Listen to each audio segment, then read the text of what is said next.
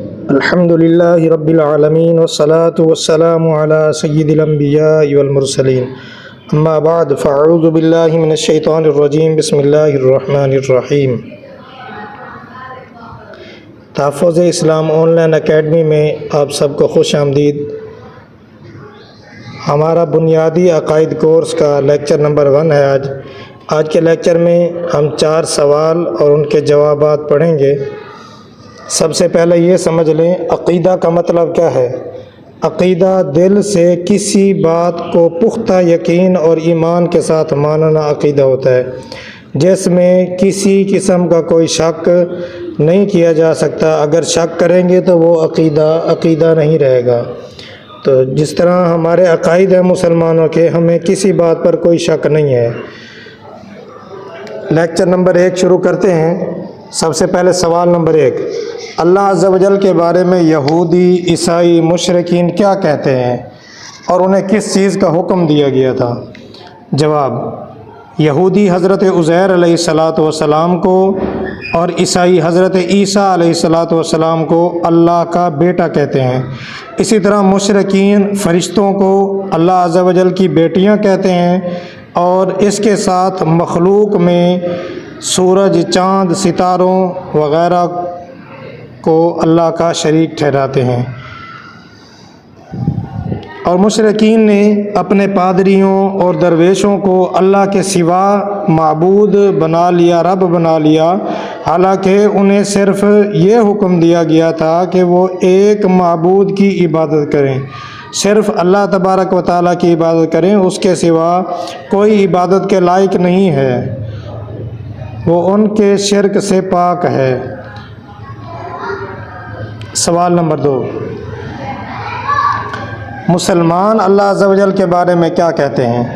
مسلمانوں کا یہ عقیدہ ہے اللہ عز و جل واحد و یکتا ہے، وہ نہ کسی کا باپ ہے، نہ بیٹا ہے، نہ اس کی کوئی بیوی ہے، نہ رشتہ دار ہے، وہ سب سے بے نیاز ہے، ساری مخلوق اسی کی پیدا کردہ ہے، اسی کی محتاج ہے، وہ تمام عالمین کا پاک پروردگار ہے، اس کا کوئی شریک نہیں، اللہ عز و جل کے علاوہ کوئی عبادت کے لائق نہیں۔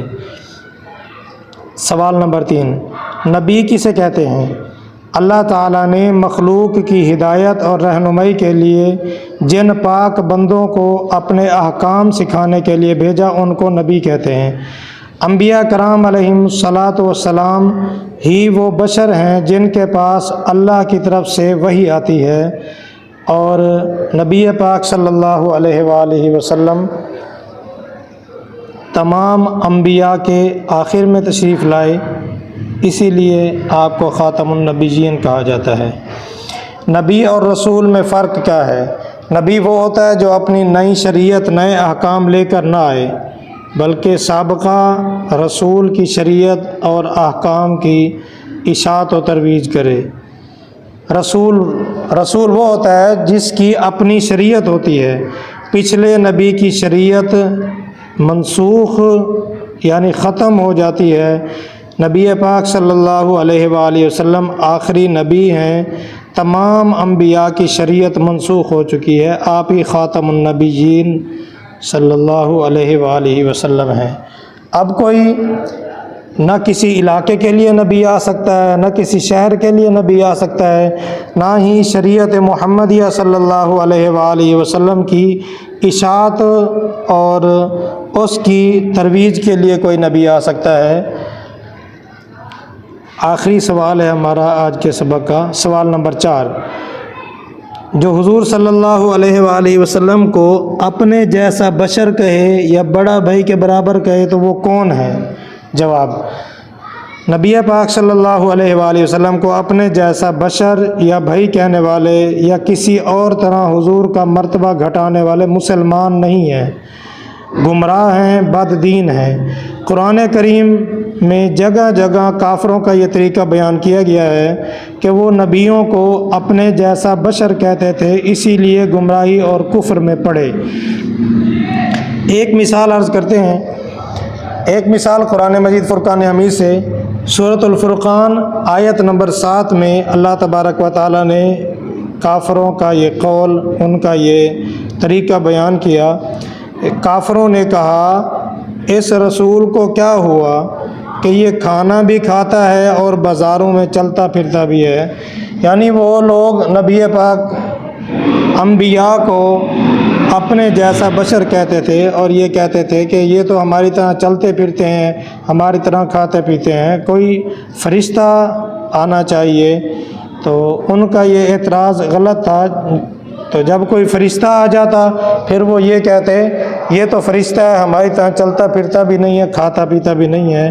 تو انہوں نے نہیں ماننا تھا، اسی لیے وہ انبیاء کی شان میں تنقیص کرتے تھے، ان کا مرتبہ گھٹانے کی کوشش کرتے تھے.